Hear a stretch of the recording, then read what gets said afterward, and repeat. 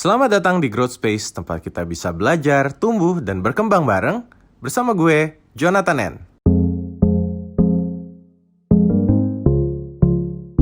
Gue sharing sedikit kali ya.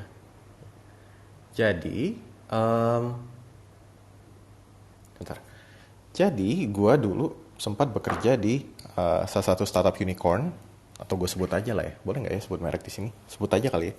Jadi dulu gue sempat bekerja di Gojek gitu. Nah, ketika gue bekerja di Gojek dulu, mungkin apa ya? Mungkin awalnya gue bekerja di Gojek karena ada jalur orang dalam juga.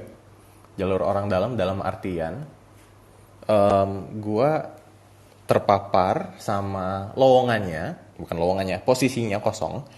Gara-gara ada mantan bos gue. Jadi dulu mantan bos gue di salah satu agency di tahun 2012, dia itu sebenarnya orang Singapura. Kemudian dia diundang bekerja di Gojek gitu waktu itu.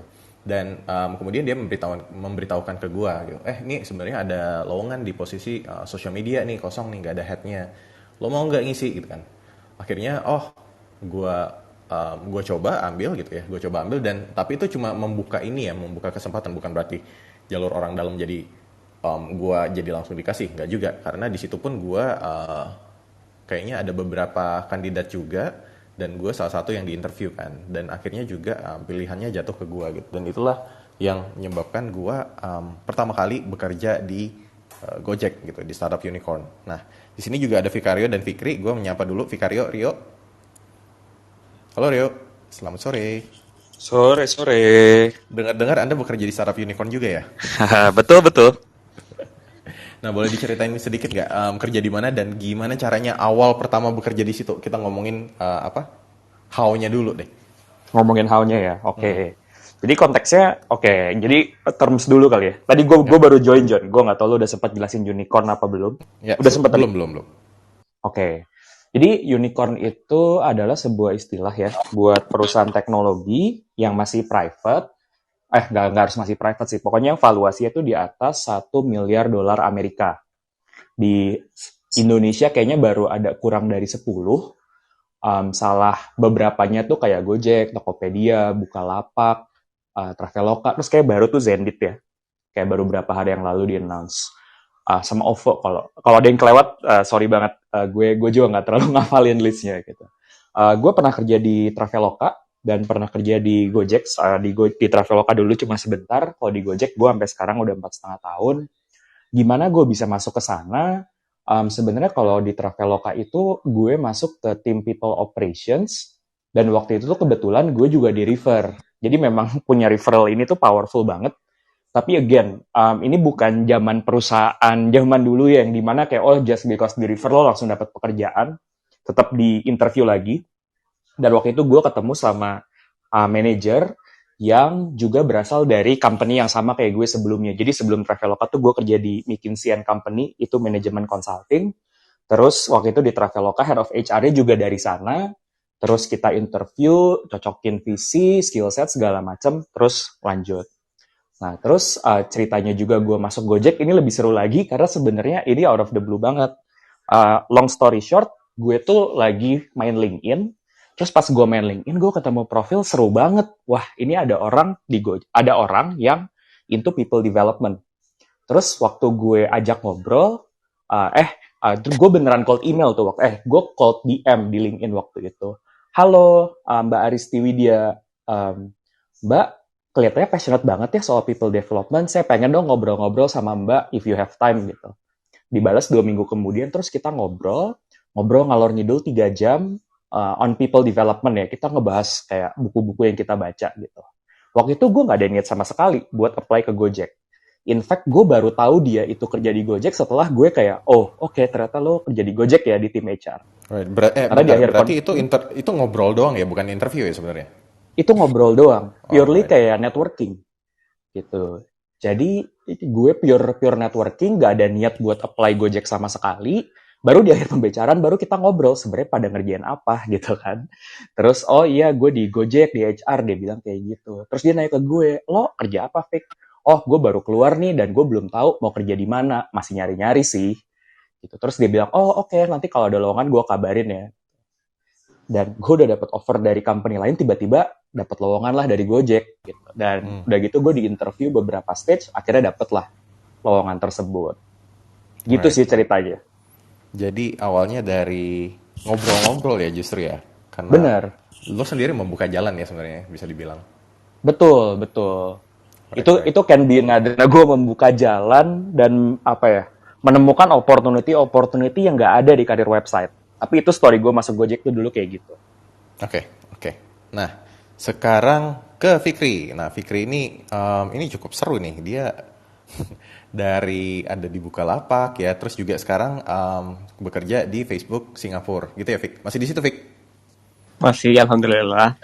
Nah, ceritanya pertama kali lo bisa kerja di startup unicorn pertama lo Bukalapak kan ya? Atau ada Iya, lagi sebelumnya? Bukalapak. Nah, gimana tuh ceritanya pertama kali di situ, Fik? Iya. Pertama kali sebetulnya juga ini ya. Maksudnya gini, gue kerja di Bukalapak itu bukan sesuatu yang waktu itu gue impikan. You know, Ya. tahun 2015 itu kan gue kayak baru lulus S2. Jadi istilahnya referensi untuk kerja di startup itu kayak nomor 2, nomor 3 lah gitu ya. Karena ya pada waktu itu belum istilah e-commerce itu sesuatu yang baru dan kayak belum ada kejelasan. Sementara tipikal gue kan orang gajian ya, yang mana pengennya yang aman-aman aja kan, perusahaan-perusahaan yang aman-aman gitu. Karena sebelumnya gue di Sampurna gitu. Ya Sampurna kan kayak pemain lama ya bisa dibilang. Jadi yang kayak sudah settle lah bahasanya secara bisnis. Jadi pada saat gue balik S2 ya udah gue kembali lagi lah gue ke Sampurna bekerja di sana. Tapi bukan di Sampurna tempat gue kerja sebelumnya sebelum gue S2, tapi kayak anak perusahaan lainnya, which is fintechnya Sampurna waktu itu namanya Mekar. But then long story short, gue di sana cuma kayak 3 bulan, simply because I didn't like the industry. Gue kayak nggak cocok gitu di fintech. Sampai akhirnya si Zaki, ex-CEO-nya Bukalapak waktu itu kontak gue. Sebetulnya dia udah kontak gue pada saat gue masih di Amsterdam. Cuma waktu itu gue kayak jual mahal gitu loh, kayak ini apaan sih? Gue kenal sama Zaki secara personal loh. Waktu sama-sama kuliah, dia di ITB, gue di UGM, tapi kayak udah kenal dari organisasi lah gitu. Cuma waktu itu nggak menarik gitu loh, kayak ini apaan gitu Bukalapak. Pas gue balik ke Indo itu dan gue mengobservasi ternyata e-commerce lagi hitsnya gitu ya, lagi awal-awal gitu. Nah setelah gue pindah dari Sampurna yang cuma 3 bulan tadi itu ya, dia ngontak gue lagi karena dia somehow belum menemukan orang untuk role yang dia cari, which is waktu itu adalah sebagai head of community management. Yang mana role head of community management ini bukan sesuatu yang apa ya, yang common lah gitu di perusahaan mainstream. Jadi dia kenapa reach out ke gue, simply memang kayak personal branding gue tuh emang di komunitas gitu kan. Jadi pertama dia kenal gue, kedua karena personal branding gue secara konsisten memang di komunitas, akhirnya dia reach out ke gue. Dan karena gue ngerasa udah nggak cocok lagi nih di Sampurna, ya udah coba deh di Bukalapak. Jadi memang niatnya lebih kayak coba deh gitu, lebih ke situ kan. Ya. Jadi itu network. Nah pas gue masuk di Bukalapak ya jadi beruntung gitu, dalam artian gini, momentumnya dapet kan ketika e-commerce lagi awal-awalnya dan Bukalapak pada waktu itu belum banyak dikenal. Jadi gue kayak mengikuti dari awal sampai membersamai Bukalapak tuh di 3,5 tahun sampai tengah 2019 lah gitu. Seru-seru di sana. Jadi kalau nanti kita akan ngomongin mengenai budaya dan segala macam ya. Kemudian setelah itu setelah 3,5 tahun gue yang kayak I think this is enough. Dan ada teman di Grab gitu kan. Ya lu tau lah Brahma kan. Dia kontak gue kayak ini ada role lah yang kira-kira mirip-mirip dengan apa yang gue lakuin di Bukalapak, tapi scope of work-nya agak sedikit berbeda, tapi masih kayak ngurusin komunitas dan social media. Jadi kalau misalnya teman-teman perhatiin Twitter, Grab segala macam, itu bagian dari kerjaan gue waktu itu. Ya udah, akhirnya gue pindahlah ke Grab. Nah di Grab sebetulnya pada saat gue pindah ke Grab itu gue juga sedang berproses di Facebook Singapura gitu. Cuma di Facebook Singapura itu kayak lama gitu ya prosesnya. Dan gue yang kayak manage my own expectation, ya udahlah paling juga nggak dapet, lebih ke situ sih. Tapi kayak ya udah nothing to lose anyway kan, ngikuti prosesnya. Nah pas gue probation di Grab, tiba-tiba ya udah mereka bilang you are accepted gitu ya. Jadi ya gue apologize ke Grab dengan baik-baik tentunya ya. Jadi kayak Ya, gue juga menyelesaikan tanggung jawab dan segala macam di Grab. Ya udah gue akhirnya di Facebook Singapura gitu. alright. Dan kalau Facebook kita udah lah ya, Nggak kita nggak bahas anggap ya. startup unicorn lagi ya. Iya udah nggak. Kita akan ke situ nanti, tapi nah menarik nih. Jadi kan tadi kita udah ngomongin soal masuknya ya. Terus first impression kalian ketika kalian bekerja di company itu gimana? Misalnya kan kayak ada anggapan, wah kerja di startup unicorn itu keren banget. Ada tempat makannya, ada kantinnya, ada tempat mainnya gitu. Terus kerjanya bebas gitu ya, bisa kerja di rumah, bisa kerja di kafe gitu. Menurut kalian gimana? Rio gimana yuk? First impression lo setelah actually kerja di situ? Got it. First impression gue setelah gue kerja di situ, bener yang kayak tadi lo bilang, Jomnya, yaitu perks-nya oke banget, jadi kantornya bagus, rata-rata startup unicorn kantornya bagus, punya cafe juga, lumayan fleksibel, biarpun flexibility-nya tergantung culture perusahaan ya. Jadi ada unicorn yang kayak, ini kita ngomong zaman sebelum COVID ya, jadi zamannya masih WFH, ada yang kayak WFH policy-nya santai, ada yang WFH policy-nya ketat, tapi generally bisa expect certain level of flexibility. Terus yang ketiga itu adalah waktu itu kan 2017 ya, jadi kayak culture-nya masih hustle banget sih. Jadi biarpun udah unicorn, tapi masih geraknya itu cepet banget. Jadi masih dapat pergerakan-pergerakan yang dinamis. Which is artinya in good way, punya banyak learning opportunity, karena buat pindah function, buat nyobain kerjaan baru, buat ngomong sama function lain, itu nggak ada batasnya. Gitu. Jadi kayak kalau banyak orang yang pengen pindah ke unicorn gara-gara pengen bisa belajar, itu menurut gue setuju banget sih. Karena Right, exposure-nya tuh gede banget dan bervariasi. right. Kalau lo Vic gimana Vic setelah pertama kerja di Bukalapak gitu ya? Apakah sesuai ekspektasi atau ternyata ada yang beda atau gimana? Iya, sama gue mengamini apa yang disampaikan Rio tadi sih. Tapi yang pasti kan tadi yang seperti yang gue bilang, eh, ini yuk pas di awal-awal Bukalapak apaan sih gitu kan, startup itu apaan sih gitu kan. Karena gue sebelumnya lama di corporate kan. But then ketika jadi memang first impressionnya wah menarik nih, menarik simply because kantornya seru gitu, colorful dan segala macam. Jadi impresi gue tuh kayak ini kayak kantor Google, kayak kantor Facebook, kayak vibe-nya orang-orangnya. Jadi justru itu yang sebetulnya menurut gue jadi faktor penarik dan membuat gue betah gitu. Fasilitas makan gratis dan segala macam. Jadi itu kayak istilahnya batu loncatan, bukan batu loncatan, apa sih bahasanya? Jadi kayak kalau lu punya mimpi kerja di Fang, kayak di Facebook, Google, whatever, itu startup unicorn tuh kayak kayak apa? eh, Gerbang awal lah untuk merasakan experience yang sama Right. somehow. Perks apa yang kalian suka dari startup tempat kalian bekerja? Ada benefit tertentu nggak? Kalau di Bukalapak dan Grab itu yang menarik adalah karena dia startup, jadi ada banyak policy-policy yang sebetulnya juga kayak mereka masih coba-coba gitu loh. Dulu pas di angkatan awal-awal gua di Bukalapak itu kita kayak ada pinjaman gitu ya. Pinjamannya yang kayak berapa kali gaji. Itu ya Oh, karena nice. kan mereka startup awal-awal kan kayak duitnya masih banyak gitu kan, kayak masih bakar-bakar ya. Jadi kita justru memanfaatkan momentum itu dalam tanda kutip. Nah, kedua, sesimpel yang tadi kayak makan gratis dan segala macam. Jadi kita kayak nggak pusing kan. Sama yang menurut gua perks juga adalah nggak, karena perks itu menurut gua nggak harus selalu sesuatu yang sifatnya uang ya, tapi lebih Ya. kayak fleksibilitas, waktu, kayak tiba-tiba lo punya kayak personal business but you can always work anywhere. Kayak gitu menurut gua seru sih. Fleksibilitas tempat dan waktu bekerja ya mungkin ya. Iya. Sebelum COVID ya. Jadi Ya. even sebelum COVID itu kita kayak bisa kerja di mana aja. Tentu saja itu tergantung dengan manajer masing-masing selama KPI-nya achieve. That's Ya. the only thing that matters. Gitu. Right. Kalau lo ya gimana yuk di Gojek apa yang lo suka nih? Sip. Nah, tadi kan Fikri udah ngejelasin ya, yang perks-perks yang sifatnya kelihatan gitu kan, dan juga termasuk tadi terakhir udah menyentuh flexibility. Nah, gue pengen nambah lagi sih, perks yang menurut gue intangible, tapi karena gue dulu tuh magangnya di korporat ya, pas gue kuliah tuh gue magangnya di Unilever sama di Danone, jadi kayak bayangan gitu, apa sih hal yang beda jadinya kan. Menurut gue perks lainnya itu adalah bisa kerja sama pekerjaan yang mungkin kalau lo kerja di company lain lo butuh senior banget buat ngerjain kayak gitu.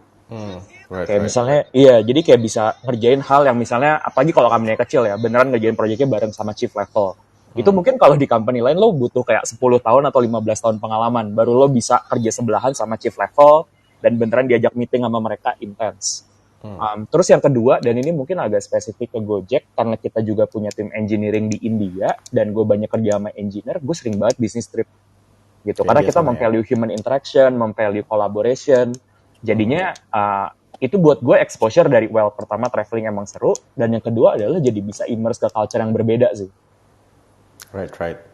Dan gue juga menambahkan, mungkin ketika gue di Gojek kan, jadi yang pertama kali gue lihat kan kayak, wow, ada tempat dingdongnya itu loh yang playroom gitu kan. Ada tempat dingdong, main pingpong, terus juga ada gym, yang kayaknya setelah setahun gue kerja di situ kayak nggak pernah juga gue lari di gymnya. Gitu kan. Tinggal Dan ternyata Bro. perks yang gue suka adalah dia ada kantin di atasnya gitu loh. Dan kantinnya kan kantin kayak apa ya, kayak warteg gitu ya, yang prasmanan, lo ambil dan murah gitu. Ya, Dan itu bikin gue ya udahlah, gue tinggal, itu jaraknya cuma ruangan sebelah dari meja gue, jadi gue cuma ke ruang sebelah ngambil piring, makan, kadang makannya di meja gitu, terus gue bisa langsung kerja. Tapi setelah gue pikir-pikir, apakah ini cara perusahaan bikin gue langsung kerja lagi ya? Jadi nggak usah keluyuran gitu. Bisa jadi gitu ya.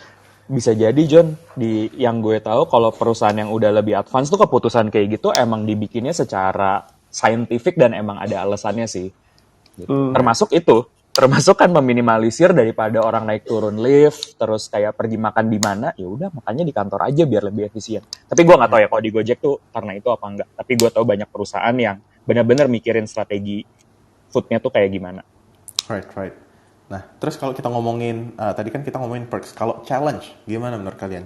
Challenge apa yang paling memorable lah? Atau misalnya ada momen-momen lagi sulit banget nggak sih dengan bekerja di startup unicorn ini? Kalau di gue jadi kan gue di Bukalapak sama di Grab. Kalau Grab menurut gue agak lebih established secara bisnis, walaupun ya tetap agile juga ya. Nah, waktu gue di Bukalapak, karena kan gue lebih lamanya di Bukalapak ya, jadi mungkin gue akan lebih banyak share di Bukalapak. Itu karena gue adalah termasuk orang pertama yang ngurusin departemen community ini, jadi betul-betul challenge-nya adalah ngebentuk gitu dari awal, create something, what you gonna do gitu kan, what you gonna achieve, dan bagaimana measure-nya, dan bagaimana lo menjustify what you were doing itu align dengan business goal. Dan buat gue sebagai people manager yang baru banget gitu ya, itu challenging banget, dan gue belajar banyak banget gitu di Bukalapak. I thanks them lah gitu ya.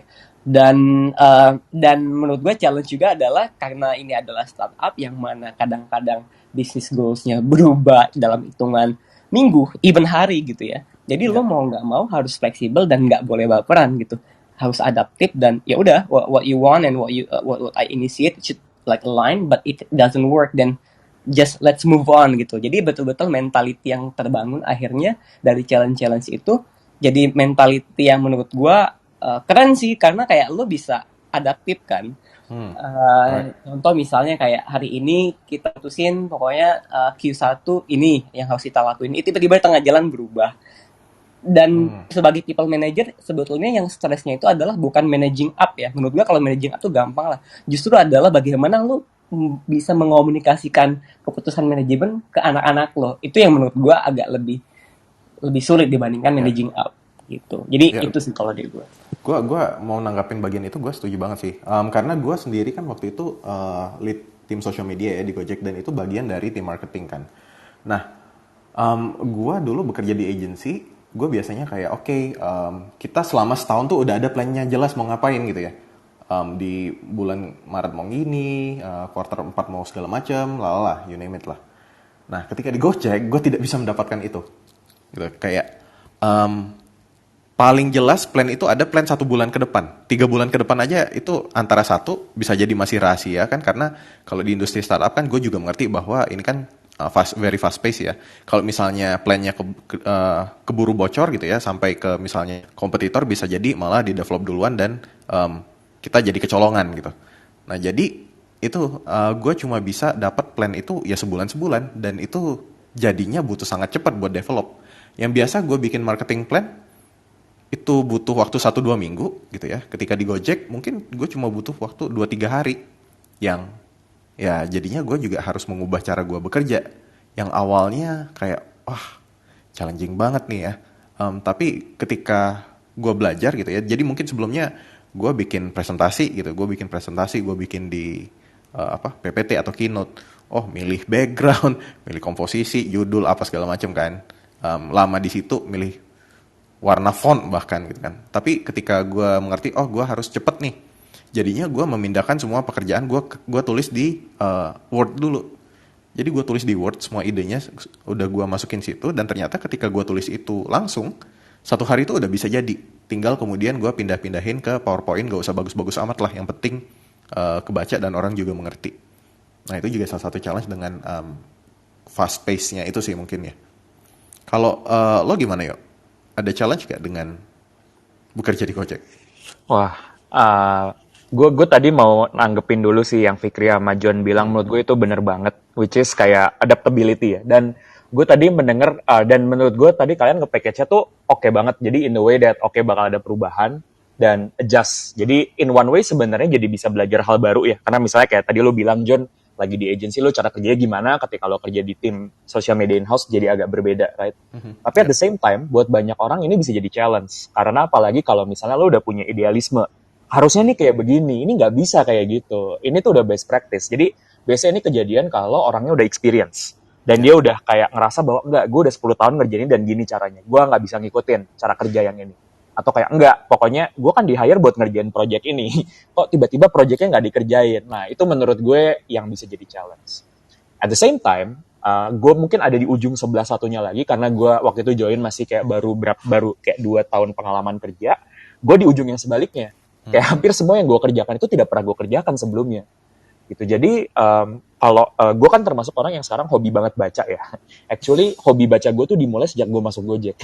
Karena gue segitu bingungnya, aduh ini gue harus mulai dari mana. Dulu ketika gue kerja di manajemen consulting, itu tuh udah ada intranet, jadi udah ada nih best practice, framework yang udah tinggal ngikutin ini aja deh, pokoknya jalan. Dulu pas gue magang di Unilever pun udah ada learning portalnya, manajernya udah pengalamannya 20 tahun, jadi tinggal ngikutin aja gitu. Di sini enggak. Di sini kayak, aduh oke, kita coba ngemot dari artikel mana, kita coba implementasi ya di sini. Gitu. Jadi, again, di satu sisi belajarnya banyak, tapi juga kitanya juga mesti ikut belajar gitu karena perusahaannya tumbuh terus. Itu sih challenge menurut gue di awal-awal.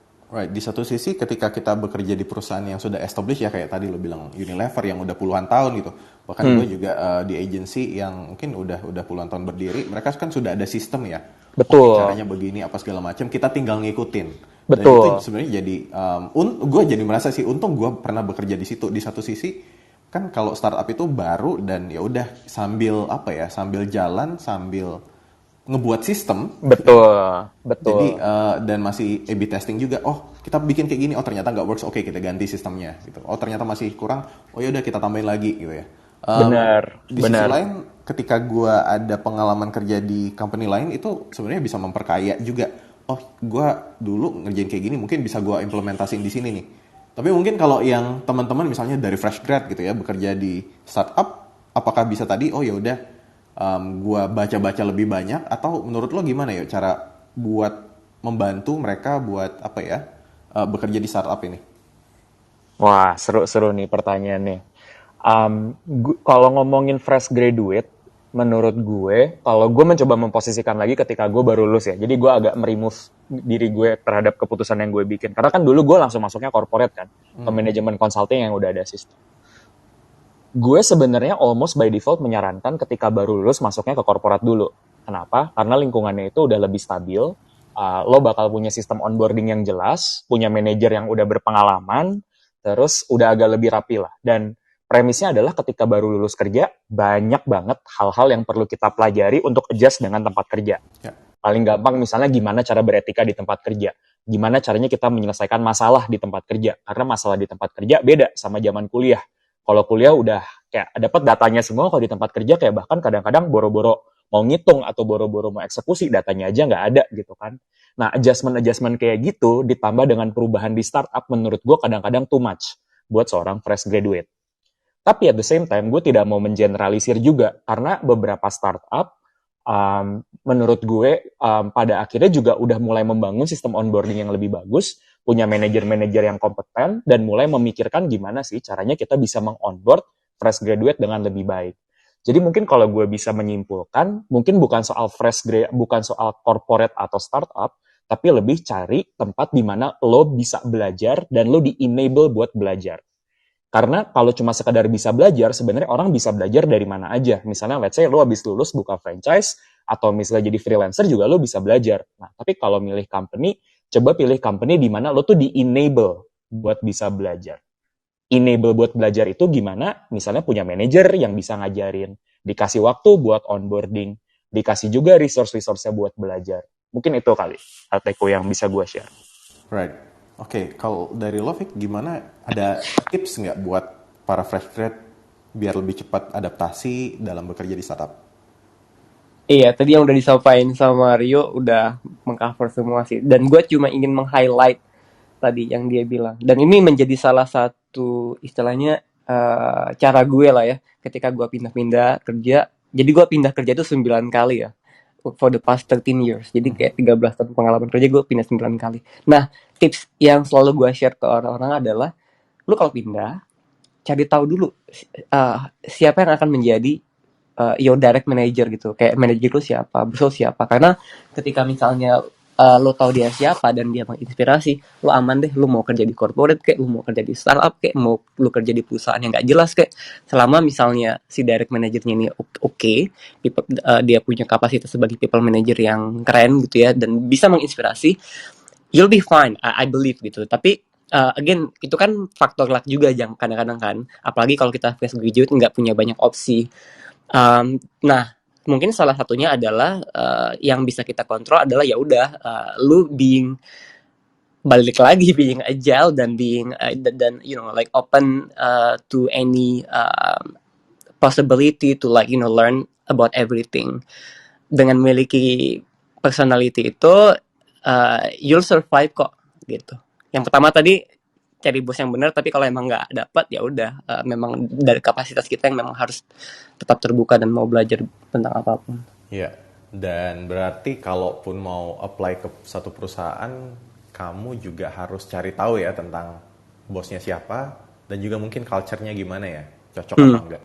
Iya, you can do research on your own sebetulnya. Kayak lu bisa stalking sosial medianya, lu bisa lihat kira-kira konten sosial medianya kayak apa, kira-kira harusnya kebayangkan. Lu bisa googling siapa CEO-nya gitu. Karena nanti sebetulnya lu akan dapat bayangan kira-kira culture-nya kayak apa. Oh, misalnya CEO-nya itu hobi olahraga misalnya nih. Oh, ya mungkin culture company-nya akan lebih fleksibel, lebih energetik kayak gitu lah. Kalau misalnya tiba-tiba CEO-nya kayak nggak jelas misalnya, ya karena itu balik lagi culture itu semuanya berasal dari leader sih, dari leadernya. Oke. Mantap. Dan ini juga gue mengundang buat teman-teman, kalau misalnya ada pertanyaan atau ingin juga sharing seputar pengalaman bekerja di startup, silahkan gitu ya. Nanti kita undang, silahkan angkat tangannya di situ, nanti gue akan undang buat jadi speaker juga di atas. Nah, terus ketika startup ini, gimana ya ngomongnya? Kerja di startup ini pasti kan dengar-dengar nih katanya gajinya gede. Nah, gimana menurut kalian soal gaji ini? Apakah it's worth it? Karena kan kalau bisa dibilang gue nggak akan ngelihat dari aspek gajinya juga ya. Maksudnya kalau secara gaji gede, tapi kan itu kan harus diikuti dengan roles and responsibilities gitu. Responsibility-nya gede juga kan sebenarnya sama-sama aja. Nah, what do you think about this, Rio dan Fikri? Oke, gue bisa share sedikit pendapat gue, tapi tadi gue mau menambahin dulu ke poinnya Fikri ya. Menurut gue tadi poinnya Fikri penting banget, makanya pengen gue highlight lagi tentang know your manager sih. Karena biasanya kalau gue ditanya career advice ya sama fresh graduate atau yang baru mulai kerja, nanyanya lebih kayak, aduh kak aku masuk function mana ya, atau aku masuk company mana ya, atau aku masuk industri apa ya gitu. Ujung-ujungnya ya itu boleh dipikirin, tapi yang nggak kalah penting mikirinnya adalah manajer, karena itu sebenarnya yang efeknya paling direct. Cuma seringkali kita nggak intensional untuk mengkepoin manajer kita. Di banyak kasus kita nggak bisa milih, karena kalau misalnya kita ikut program MT ya, itu kan kayak ya udah diacak kan dan bakal dirotasi. Cuma biasanya kalau perusahaan yang udah punya program MT, mereka udah lebih punya program yang terstruktur. Jadi ya udah deh diterima aja. Tapi kalau teman-teman di sini nggak daftar MT, itu wajib banget dikepoin manajernya. Atau kalau bisa lebih dari manajer, tapi at least manajer. Cara ngepoin, ini gue bisa share satu tips adalah, ketika lo lagi interview dia, lo tanya. Kan biasanya di akhir interview tuh, orang kan suka nanya kan, kamu punya pertanyaan nggak? Nah, itu tuh sebenarnya pertanyaan retoris, teman-teman. Jadi kalau ditanya punya pertanyaan apa enggak, jawabannya tuh punya, dan you need to come up with a question. Salah satu pertanyaan favorit gue kalau ketemu leader adalah, apa sih kebiasaan lo sebagai seorang leader? Atau kalau gue punya waktu lebih lagi, gue akan nanya, apa sih karakteristik yang lo value sebagai seorang leader dan kenapa? Nah, dari situ gue bisa ngelihat, nah ini kira-kira dia punya kebiasaan apa enggak? Gitu. Dari situ lo akan bisa langsung dapat gambaran lah, apakah ini tipe-tipe orang yang akan bisa lebih cocok kerja sama lo apa enggak. Gitu. Right. Tambahin ini dia, tambahin. Kalau Iya, gue, boleh. favorit pertanyaan gue adalah, Apa, Fik? what excites you? Jadi kayak apa yang membuat lo happy dan excited gitu. Itu kan pertanyaan sangat retoris juga ya, tapi somehow it's helpful. Benar banget. Ini sorry banget John, agak Silakan. geeking out di topik ini ya. Gue tuh actually pernah interview sama sebuah perusahaan, terus gue interview sama CEO-nya, karena memang semua CEO-nya ini. Terus gue nanya dong, kayak, kenapa sih lo memulai bisnis ini, kan lo CEO kan? Terus dia bilang, oh ya, karena gue pengen menang kompetisi. I wanna make money. Terus kayak, and this business tuh prosperous banget. Buat kita tuh make money, dan of course kita harus jadi the best, and we need to win the competition. Itu exactly yang dia bilang gitu kan. And that conversation membuat gue kayak, gue nggak menyalahkan ya kalau orang mau kerja di company seperti itu, tapi kok kayaknya kurang kena ke gue gitu. Dan kalau misalnya memang itu hal yang bikin dia excited, kayaknya agak beda sama hal yang bikin gue excited gitu. Tapi kalau di sini teman-teman excited dengan hal tersebut, feel free ya. Gue nggak menjudge dan ini pilihan teman-teman. Tapi karena gue waktu itu, kayak bukan itu yang lagi gue cari, gue jadinya kayak decline offer dari situ. Makanya tadi pertanyaan Fikri oke banget. Harus satu visi ya. Ya sudah 9 kali ya saya interview. 9 kali pindah-pindah ya, mohon maaf. Udah pengalaman banget nih. Right. Nah, tapi tadi kalau balik ke pertanyaan John tentang gaji, gini sih, setahu gue ya, dan ini gue sering ngobrol juga kan, karena gue pernah di interview, pernah punya teman juga yang dari luar company gue, jadi ini gue bisa ngasih insight yang general. Jadi generally, karena kita tuh ngomonginnya startup unicorn itu kan sebenarnya adalah organisasinya itu lagi dibangun sambil perusahaannya jalan. Jadi sistem-sistemnya tuh lagi dibangun sambil jalan. Kalau bahasa bercandaannya adalah lagi nyebrang jurang, tapi sambil ngebangun jembatan, gitu. Bukan jembatan yang udah ada, right? Dan kadang-kadang implikasi dari hal ini adalah ada sistem yang belum dibenerin. Salah satunya adalah sistem gaji. Jadi sistem gaji itu ada yang super simple ya, kayak pokoknya policy gaji kita mau kayak gini. Tapi ada yang sophisticated banget, setiap function beda. Kita mau level of competitiveness-nya berapa gitu. As a matter of fact, gue pernah interview sama sebuah perusahaan regional, dan mereka tuh belum punya loh sistem yang melakukan compensation and benefit ini. Nah, kenapa gue nge-share ini semua? Jadinya tuh sebenarnya buat perusahaan, apalagi kalau unicorn atau bahkan yang misalnya lebih kecil ya, misalnya kayak series E, series D, series B gitu, yang mungkin kayak valuasinya ratusan juta dolar, mereka mungkin nggak punya sistem penggajian yang terstandar. Jadi lo bisa bener-bener antara satu company dan company yang lain tuh angkanya bisa beda banget, bisa jomplang banget. Gitu. Jadi makanya kalau gue inget di sesi Clubhouse yang sebelumnya hari Selasa ya, ada yang nanya tentang salary raise tuh rata-rata berapa. Kalau udah ngomongin startup, gue hampir nggak ketemu polanya sih. Karena bener-bener ada yang bisa naiknya sekian, ada yang bisa di pay cut, ada yang bisa naiknya 50%. So, belum dapat patternnya. Tapi gue bisa bilang bahwa sekarang nih startup unicorn bisa menjadi pilihan untuk pekerjaan yang stabil. Gitu. Jadi kalau dulu kan banyak yang mikir kayak, unicorn nih risky nih, company-nya bakar uang doang gitu. Ya. Bisa nggak ya berkarir dengan stabil? Sekarang menurut gue udah cukup bisa. Mungkin nggak nyampe pensiun ya, karena kita nggak tahu ya, belum ada startup unicorn di Indonesia yang umurnya 70 atau 100 tahun. Tapi kalau buat berkarir 2-5 tahun ke depan, kayaknya udah pada aman sih. Oke.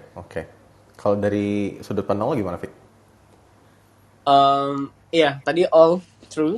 Cuma gue ada satu poin yang mungkin tadi belum disinggung oleh Rio, bahwa kadang-kadang karena si startup ini kayak masih baru dan kayak masih mencari apa ya, sistem atau struktur gitu ya. Karena kadang-kadang gini, dia hire orang atau ngebajak orang dari mana gitu ya. Hmm. Just because itu orang sebelumnya gajinya gede misalnya, ya udah dinaikin. Padahal role-nya dia atau scope of work-nya dia nggak nggak worth gitu untuk digaji segede itu. Kadang-kadang kayak gitu kejadian. Dan sering juga di banyak startup yang gue tahu, kadang-kadang bosnya itu gajinya lebih kecil daripada anak buahnya. Hmm.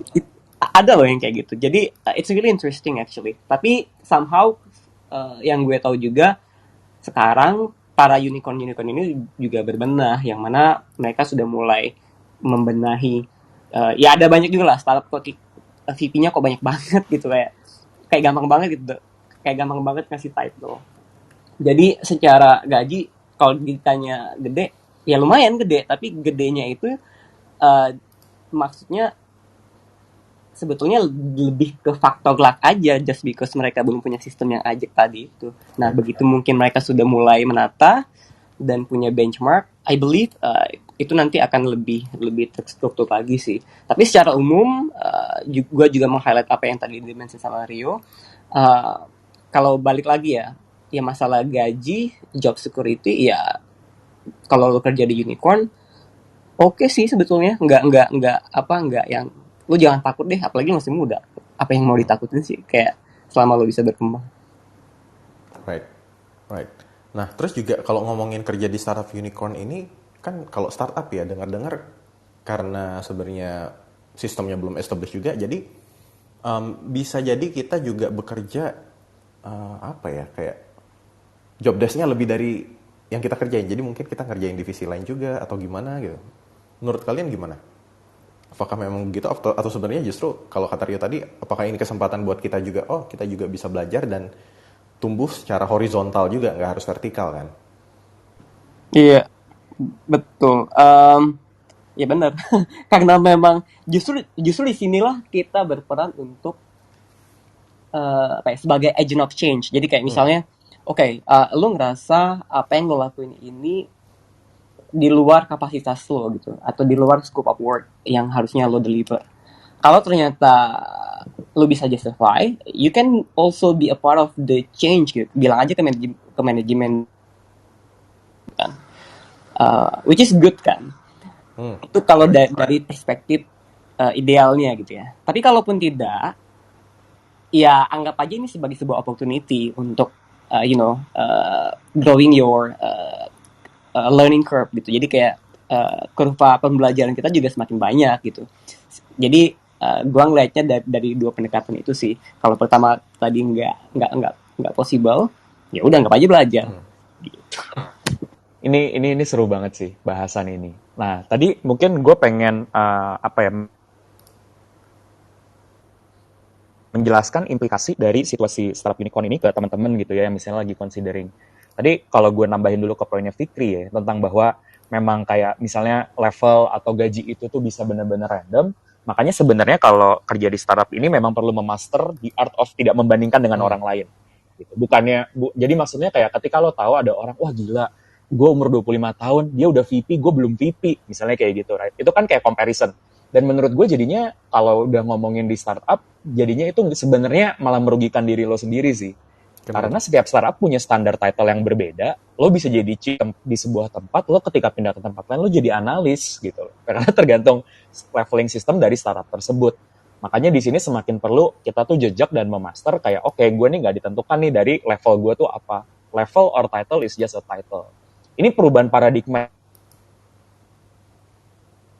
yang lumayan besar ya. Karena kan sebelumnya apalagi ketika perusahaan-perusahaannya masih zaman-zaman yang agak-agak jadul, terus kayak title-nya udah lebih clear, kita benar-benar bisa ngeliat progression dari simple title gitu kan. Sedangkan kalau di startup tuh enggak. Bisa jadi ada orang yang title-nya tuh nggak keren sama sekali, tapi kerjaannya gila, penting banget buat perusahaan. Gitu. Which goes ke poin yang kedua tadi, terhadap yang tadi John bilang kan, ketika jangan-jangan gue ngerjain kerjaan function lain.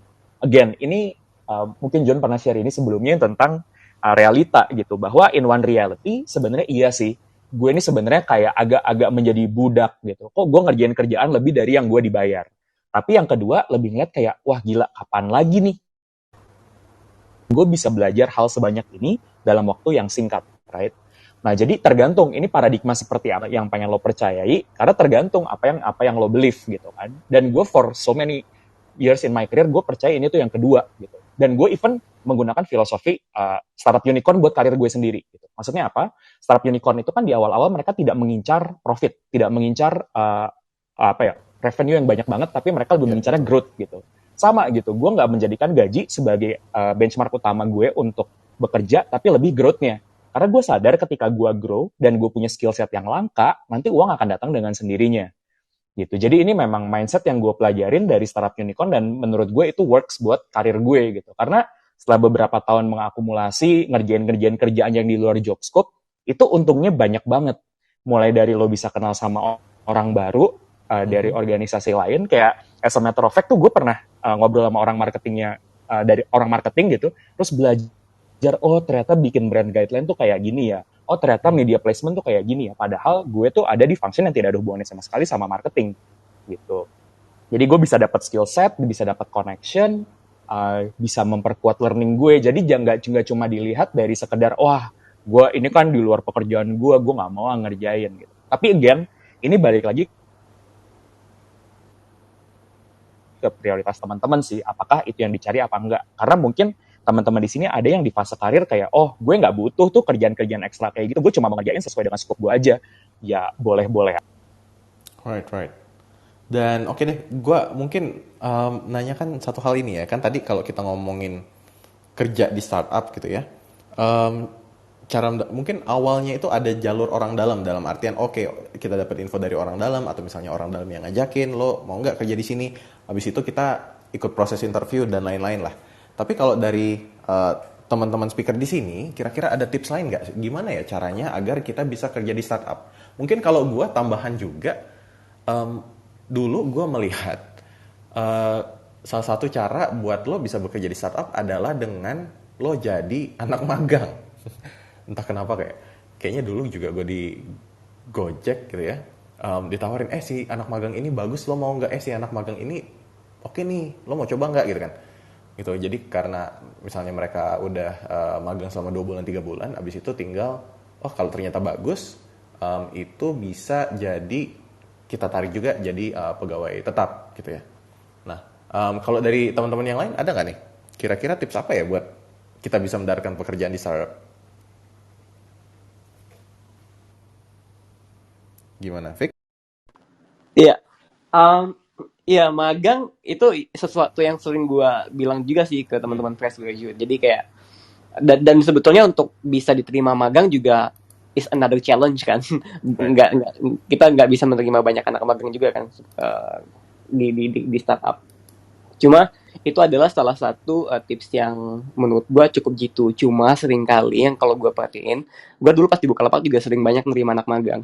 Nah, seringkali ada beberapa anak-anak magang yang ketika dia magang, dia tidak mengoptimalkan atau memaksimalkan waktu dia magang. Harusnya kan pada saat dia magang 3 bulan, dia harus kayak nyebarin mengembangkan sayap gitu ya, kayak harus kenal sana sini dan segala macam dan belajar banyak hal, dan dia bisa membranding diri sebagai sosok anak magang yang oke gitu, sehingga bisa dilirik kanan kiri.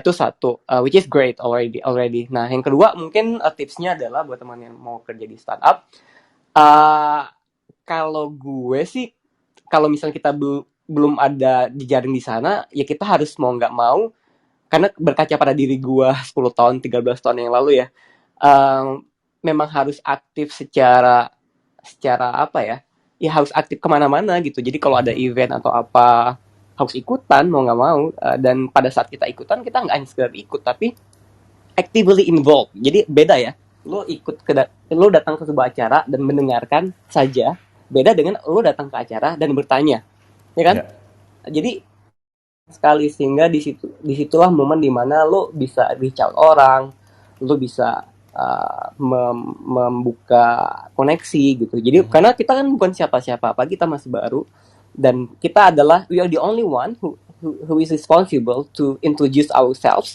dan promote your skills gitu, kayak lu bisanya apa kayak gitu.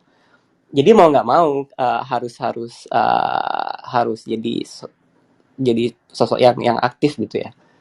Selain magang tadi. Mungkin juga biar ke notice kali ya, jadi aktif gitu. Iya, iya, betul, betul sekali. Jadi kayak even kayak misalnya gini, tips sederhananya ya, lu follow misalnya beberapa orang yang kerja di perusahaan itu. Misalnya lu stalking itu sosial medianya, Instagramnya gitu ya, atau Twitternya atau apalah gitu. Ya udah, lu tanya aja gitu, lu likes kayak, lu komen kayak segala macam sampai di notice.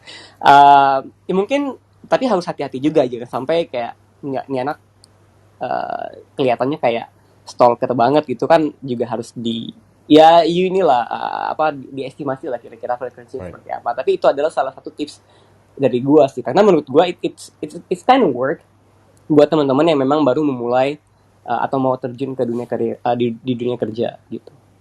Ya, network itu penting sih. Tanpa gue sadarin, ini juga kan banyak orang-orang yang gue kenal sekarang itu kenalnya dari 10 tahun lalu ya, termasuk Fikri juga. Waktu itu kayak zaman-zaman Twitteran ya, tahun 2009-2010 gitu. Ya, Terus Twitter blog gitu masih berjaya gitu kan, dan waktu itu kan sering banget ya kayak meet up, tiap minggu meet up gitu. iya, kopdar Jadi di kayak, Plaza Semanggi lah, di betul, piknik piknik asik lah.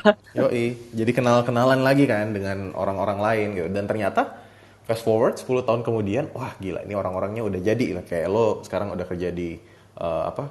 Di Bukalapak, Grab, Facebook gitu. Terus juga si Brahma udah jadi VP juga di Grab gitu. Dan lain-lain lah kayak wow, ini teman-teman gue yang dulu ternyata jadi-jadi semua. Dan jadinya gampang juga kalau misalnya butuh sesuatu kan tinggal ngechat gitu. Fik. Udah. Gitu kali ya. Iya, jadi mungkin teman-teman juga network itu penting. Jadi jangan remehkan kekuatan jalur orang dalam, gitu ya. Kalau dari lo ya gimana yuk? Nah, seru-seru nih bahasan ini. Jadi ada sebuah filosofi yang pengen gue share sama teman-teman, dan waktu gue dengar filosofi ini keren banget, namanya third door. Jadi kalau kita misalnya datang ke sebuah klub atau datang ke sebuah tempat, biasanya ada pintu depan, di mana semua orang tuh masuk lewat situ. Nah, terus ada juga pintu VIP, di mana biasanya ini tamu undangan. Tapi sebenarnya ada pintu ketiga, di mana orang mungkin nggak tahu ada pintu tersebut. Nah, sebenarnya kalau di analogi job kerja, analogi cari kerjaan, pintu pertama itu adalah karir website. Karena semua orang apply kerjaan kan dari situ ya.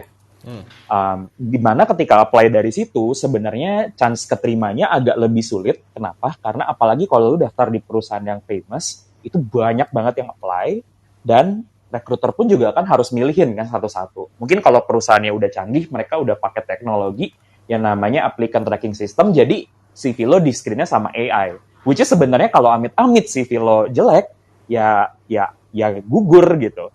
Even CV gue tuh waktu itu gue pernah coba ya, dites secara ATS tuh nggak lolos. Jadi kalau gue selama ini nge-apply-nya lewat karir website, yang akhirnya di screen sama mesin, kayak gue bisa nggak dapat banyak kerjaan sih. Sedangkan tadi cara yang kedua yaitu lewat kayak orang dalam. Orang dalam di sini gue classify dulu ya. Ini beneran misalnya kayak lo tuh sepupunya siapa, lo sepupunya dari TV yang ada di situ, atau lo saudaranya gitu. Jadi lo bisa langsung di intro. Nah, mungkin pintu yang ketiga ini sebenarnya kuncinya adalah jalan lain. Nah, jalan lain tuh contohnya apa? Tadi networking tuh udah disebut. Dan menurut gue ini penting banget sih. Di sini maksudnya networking tuh apa? Dan menurut gue udah mulai banyak yang ngejalanin advice ini. Makanya suka ada yang udah mulai kontak ke gue di LinkedIn gitu ya. Kak, aku mau masuk Gojek, gini dong, boleh refer nggak? Gitu. Terus pertanyaan gue kayak, gue sih pengen bantu ya. Tapi gue tuh nggak bisa merefer lo juga, karena gue nggak tahu, gue nggak pernah kerja sama lo, gue nggak tahu skill set lo apa. Dan gue kan pengen juga memastikan integrity gue di hadapan teman-teman recruiter gue kan. Maksudnya kalau gue nge-forward CV terus ternyata CV-nya segitu nggak sesuainya atau speknya nggak ketemu, kan berikutnya gue nge-refer orang yang beneran cocok, teman recruiter gue bisa jadi males dong gitu. Yeah. Right? Nah, makanya di sini jadi penting untuk menunjukkan sebenarnya value apa yang bisa lo bring to the table. Nah, tadi kalau internship tuh bisa jadi satu cara, cuma again, internship kan juga kayak yang Fikri bilang ya, lo mesti masuk dulu ke perusahaannya baru intern. Nah, sekarang nih menurut gue yang bisa banget dilakukan adalah building portfolio. Maksudnya portfolio apa? Ya, bikin konten di sosial media. Misalnya bikin post di Instagram. Misalnya kalau lo ternyata pengen apply posisi buat social media manager dan ternyata akun Instagram yang lo punya sendiri, mungkin followernya nggak banyak, Tapi kayak lo udah terbiasa ngepost, udah bisa bikin caption, udah tahu gimana cara nge-handle sosial media, itu bisa jadi reference. Tapi even kalaupun pekerjaan lo bukan marketing gitu ya, kayak ketika misalnya lo rajin ngeblog di Medium, lo mungkin udah menjadi top 5% orang kali ya. Karena hari gini udah makin jarang kan orang yang nulis blog, dan apalagi ketika di blog itu lo menunjukkan betapa ketika lo nulis tulisan lo rapih, lo punya argumen yang bagus, terus argumennya well research, itu kan menunjukkan bahwa oh orang ini bisa nulis, orang ini bisa ngomong dengan terstruktur, orang ini tahu poin-poinnya seperti ini. Itu jadi competitive advantage gede banget gitu. Dan gue beberapa kali di approach orang juga karena mereka ngeliat blog gue gitu. Yang dulu gue rajin update sebelum akhirnya sekarang gue bikin kontennya di sosial media gitu. Jadi di sini tergantung ya teman-teman, nggak semua orang nyaman buat ada di depan kamera. Jadi kalau lo nggak pede bikin TikTok atau bikin YouTube, nggak apa-apa. Ada cara yang lebih tidak terlalu mengekspos lo gitu, tapi lo tetap bisa add value. So itu mungkin sekedar contoh, salah satu contohnya deh, untuk gimana sih caranya supaya punya advantage buat di recruitment proses. Right, Nah, right. gue mau meng-highlight satu dong, buat. Silakan. Iya, jadi ya balik lagi bahwa kan kita fresh graduate, jadi we don't have anything to apa ya untuk diceritain gitu kan ke recruiter atau untuk bisa dinotis. Jadi mau nggak mau ya we the one who should build our own portfolio, dan salah satunya yang paling gampang dan mudah dan juga relevan adalah hari ini sosial media. Jadi kalau lo misalnya nggak aktif, nggak ada opsi buat tidak aktif gitu. Jadi kalau orang aku nggak suka Twitteran, aku nggak suka Instagraman, aku nggak suka Facebookan, whatsoever gitu ya, nggak ada opsi buat nggak aktif di sana. Mau nggak mau, that's the only way untuk bisa dinotis sama orang.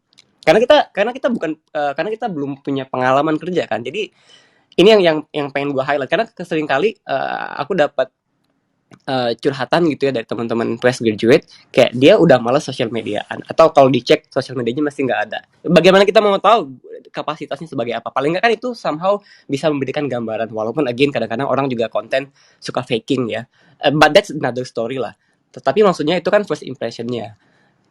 Jadi memang kalau misalnya kita punya kepribadian yang katakanlah nggak suka pamer atau nggak suka sharing dan segala macam, itu bukan pilihan lagi. Karena mau nggak mau, kecuali kita sudah terkenal, kecuali kita sudah punya pengalaman kerja yang oke, itu lain cerita gitu. Orang yang malah reach out ke kita gitu.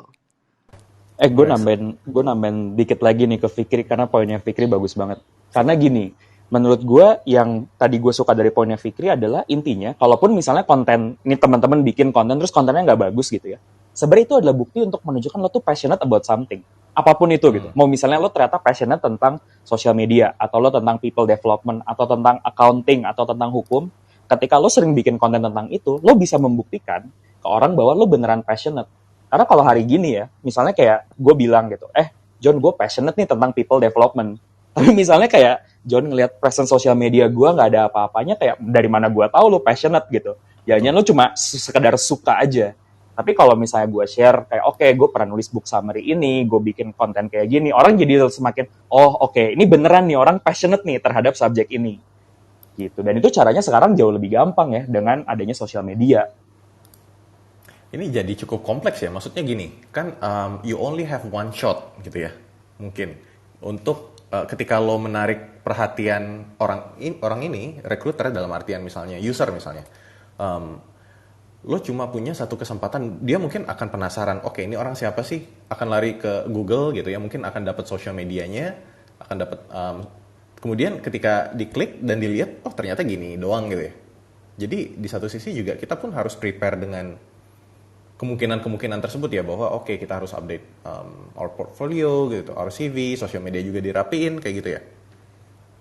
Apakah menurut kalian sosial media cukup penting dalam hal ini? Penting banget sih kalau gue ya. Kebetulan gue kerja di social media company, so Lo setiap interview calon staff lo itu akan lo Google dulu nggak? yes, gue stalking. Jadi gue di Bukalapak, tim gue itu ada 30 ya. Dan walaupun yang direct report ke gue cuma 6, kan anak-anaknya mereka lagi kan ada lagi kan. Ya jadi ya ke gue juga gitu, dan gue akan ngecekin semua social media kontennya dia.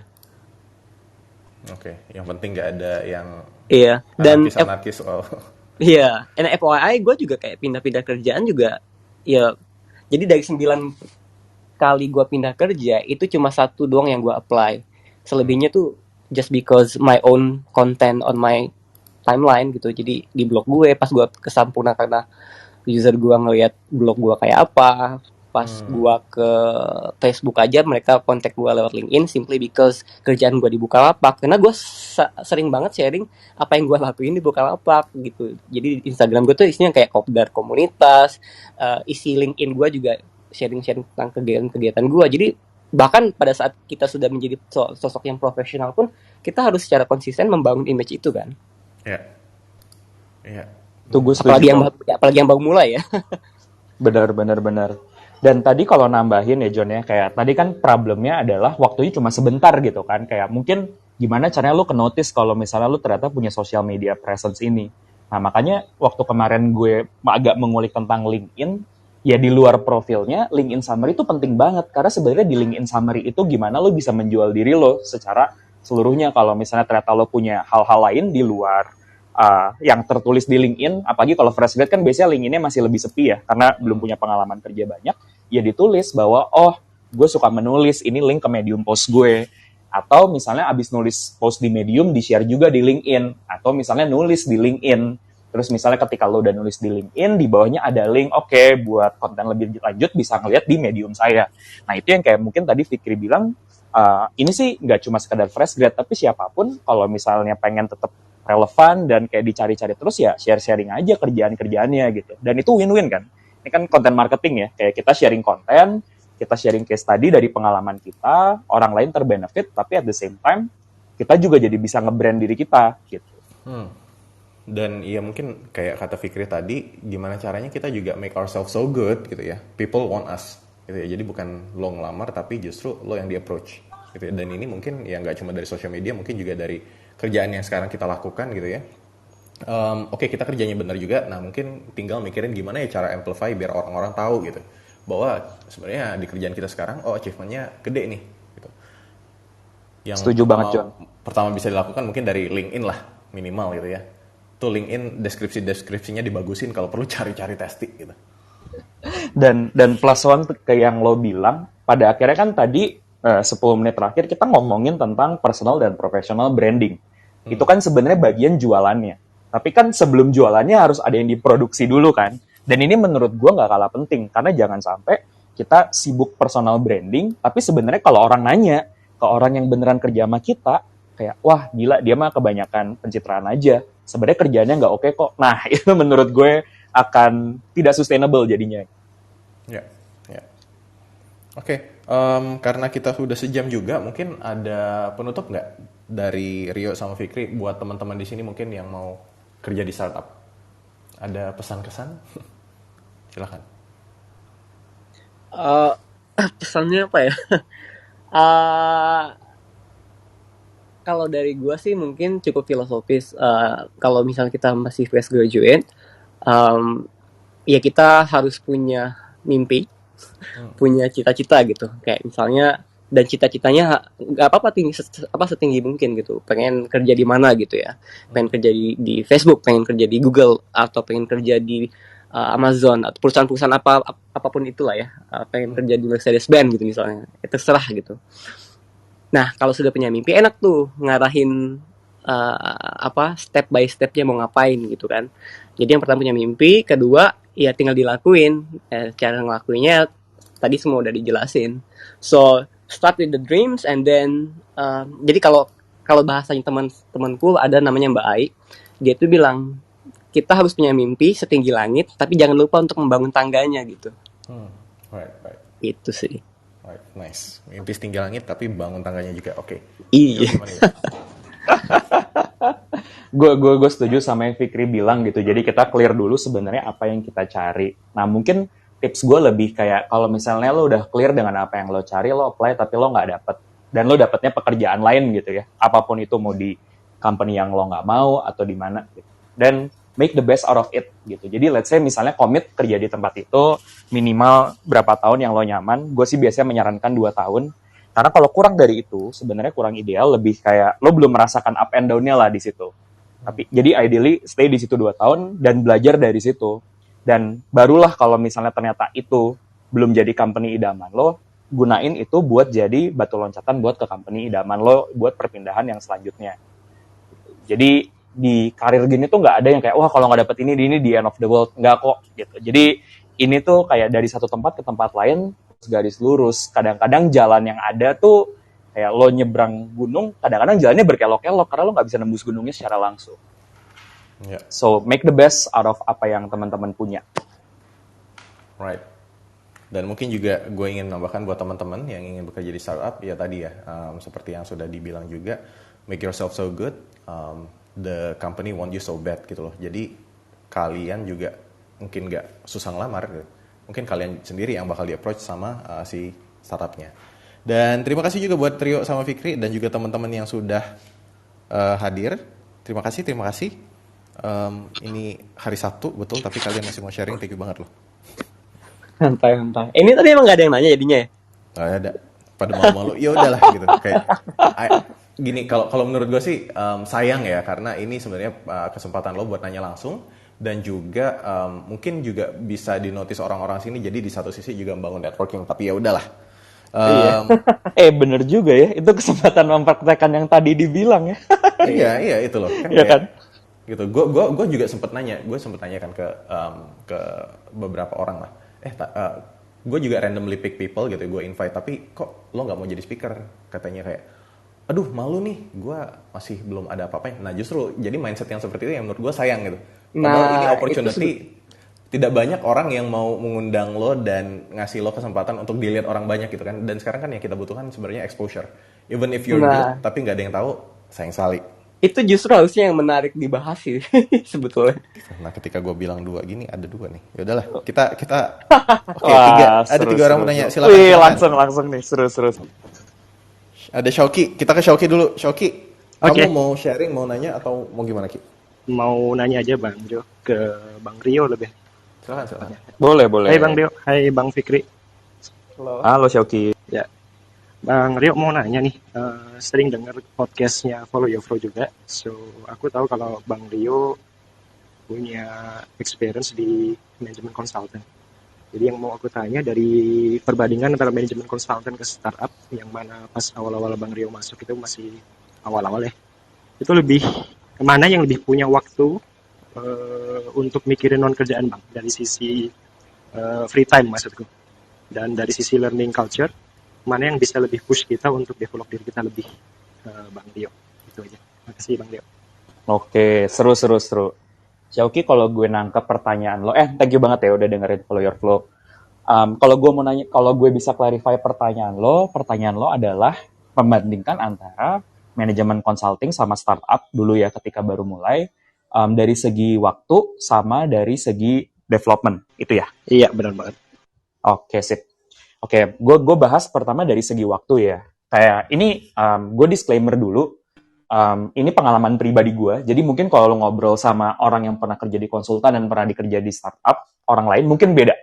Gitu. Tapi kalau di gue, kasusnya adalah, dulu kan gue kerja di perusahaan manajemen konsultan yang memang jamnya panjang gitu. Jadi dulu tuh on average gue kalau kerja paling sedikit mungkin 70 jam kali ya seminggu. Gitu. Jadi gue kerja rata-rata 70 jam dan ke atas. Dan dulu gue honestly nggak punya banyak waktu lain lagi untuk mengerjakan hal lain di luar bekerja. Gitu. Jadi biasanya kalau weekend fokus gue tidur. Karena kalau pas lagi weekday tidur gue nggak cukup. Right? Jadi kalau secara work-life balance saat itu gue ngerasa lebih bagus di startup dibandingin di consulting. Tapi again, Syauki, nanti kalau misalnya lo pengen explore lebih jauh, kita bisa ngobrol. Karena bisa jadi kalau role spesifik jadi beda gitu. Atau konsultan yang berbeda bisa jadi beda gitu. So feel free, kita bisa connect juga. Tapi waktu pengalaman gue adalah, dulu gue lebih intens kerja di manajemen consulting. Tapi itu juga ditambah fakta karena gue sering banget dapat project di luar Jakarta. Jadi banyak banget travelingnya. Ke luar negeri juga gitu. Jadinya ya obviously gue jadi nggak punya banyak waktu buat melakukan hal-hal di luar bekerja. Makanya kenapa gue baru baca buku setelah gue masuk Gojek. Dulu gue di consulting nggak ada waktu. Right? Yang kedua tadi kalau soal growth, nah ini menarik banget. Karena terus kan pertanyaannya kayak, wah gila lu tadi jam kerjanya gila banget. Tapi kenapa lu mau bela-belain kerja di manajemen consulting? Nah menurut gue, manajemen consulting itu mengajarkan skill set yang lumayan bisa dibilang yang sangat dibutuhkan di banyak company, tapi cukup langka. Karena skill itu nggak banyak diajarin di kuliah, tapi skill itu sangat transferable, sehingga lulusan manajemen consulting itu nggak susah untuk dapat pekerjaan. Gitu. As a matter of fact, dulu pas gue di manajemen konsultan tuh kayak tiap minggu pasti aja ada ya rekruter yang nawarin gue kerjaan yang obviously kayak di luar kayak domain expertise gue, tapi manajemen konsultan itu dianggap bisa gampang lah adjust untuk berbagai industri gitu. That skill-skillnya apa aja secara singkat, problem solving, communication, collaboration. Dan itu kedengarannya simple, tapi again, itu skill yang memang butuh waktu buat dipelajari dan dimiliki sama manajemen konsultan yang dulu gue belajar banget dari hari pertama gue kerja. Makanya kenalnya worth it gue kerja dengan jam segitu karena secara growth juga dapet banget. Tapi at the same time, kalau lo kerja di startup pun lo akan tetap dapat growth, tapi growth-nya berbeda. Karena kenapa? Bedanya adalah ketika kerja di startup, lo punya dapat kesempatan dari strategi sampai eksekusi. Right? Nah, sedangkan pas lagi dulu di consulting, mostly di strategi. Jadi lo kayak kasih rekomendasi, abis itu lo nggak tahu nih project-nya jadinya seperti apa. Oke, ada sih konsultan-konsultan yang sebenarnya begitu lo udah ngasih rekomendasi, lo ikut eksekusi bareng sama klien. Tapi tetap ketika kita eksekusi bareng klien, kita tetap pekerja temporer. Begitu. Dan ketika kita jadi pekerja temporer, kita sebenarnya nggak live with the consequence. Sedangkan kalau kita kerja di perusahaan, kita live dengan konsekuensinya. Kita perlu manage relationship, kita perlu make sure ini 3-5 tahun lagi masih ada nggak ya inisiatif gue. Kayak gitu sih. Jadi kalau grow menurut gue benar-benar tergantung apa yang pengen lo grow sih. Semoga menjawab, Shauki. Oke, Alright. thank you Bang Rio. Komprehensif banget. Thank you Bang. Oke, gue beralih ke Ma dulu ya, Ma. Ada yang ingin ditanyakan atau mau sharing atau gimana? Mau tanya mungkin Kak Jonathan? Silakan. Ya, oke, selamat sore semuanya yang ada di sini gitu, terutama para narasumber ya gitu. Aku sih baru beberapa ini baru join di room ini ya, takut nanti mana tahu udah dibahas sebelumnya gitu. Mungkin sedikit perkenalan, mungkin nama gue Mario Kak gitu. Sekarang gue di salah satu BUMN, kerja di salah satu BUMN gitu. Cuman kalau gue pribadi sih ini berdasarkan pengalaman aja, gue nggak bisa mengeneralisasi semua BUMN seperti ini ya gitu, tapi ini di BUMN yang gue jalanin gitu. Kalau gue pribadi sih melihat BUMN kayaknya agak tidak terlalu cepat ya untuk berkembang ataupun mengadop sesuatu yang terjadi pada saat sekarang, berbeda dengan startup gitu. Dan itu membuat gue jadi salah satu kayak, wah gue kayak jadi tertarik nih pindah ke startup gitu ya gitu. Tapi masih mempertimbangkan dari segi misal kayak BUMN mungkin agak lebih apalah istilahnya, fondasinya agak lebih kuat ya dibandingkan dengan startup. Takutnya nanti ini dari kacamata gue pribadi ya, bukan disclaimer ya, bukan ini satu sama lain gitu. Ya. Mungkin fondasi lebih kuat, jadi ya ini yang bikin gue masih kayak bertahan di BUMN gitu. Takutnya nanti tiba-tiba di startup terus nanti kenapa kan gue dipecat atau apa kan agak susah gitu ya gitu. Nah, gue cuma minta ini aja sih dari para narasumber, tadi itu dari Kak Jonathan atau Kak Rio ataupun dari Kak Devikri ya gitu. Bagaimana sih pandangan ataupun dari kacamata kakak semua terhadap BUMN seperti ini gitu. Maksudnya apa sih yang harus gue kembangkan lagi gitu ya, mengingat gue pun sekarang di posisi yang cukup strategis sih sebenarnya gitu, dari segi posisinya gitu. Itu aja sih dari gue Kak, mau nanya seperti itu tuh, apa hal-hal yang mungkin yang bisa kami adopt dari startup itu sendiri gitu, value apa seperti itu. Thank you. Terima kasih. Ini tricky banget pertanyaannya. Fik, lo pernah kerja di BUMN gak, Fik? Kayak korporat ya? Gue dulu punya di Sampurna, di PBB, di corporate ya. BUMN belum. Gimana menurut lo soal BUMN kayak gini? Apa yang kira-kira bisa diadopsi dari startup untuk membantu perkembangan Ini. BUMN lah? Menurut gue the way of communications. Jadi ini penting banget karena seringkali di BUMN itu, again mungkin nggak semua kali ya, dan tergantung mungkin bosnya siapa atau leadernya siapa. Tapi budaya komunikasi ini penting banget untuk diubah di sebagian besar lembaga pemerintah ataupun BUMN. bagaimana mengkritik, bagaimana menerima feedback, bagaimana memberikan feedback yang baik, dan bagaimana kita dapat misalnya mengakomodir atau misalnya mengakomodir nilai-nilai baru gitu, atau bagaimana kita respond to the change gitu.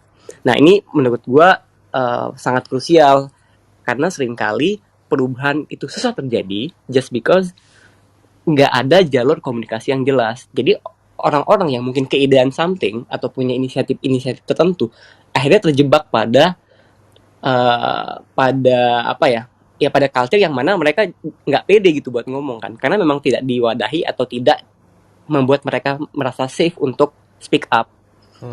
Dan ini balik lagi ke leadernya sih.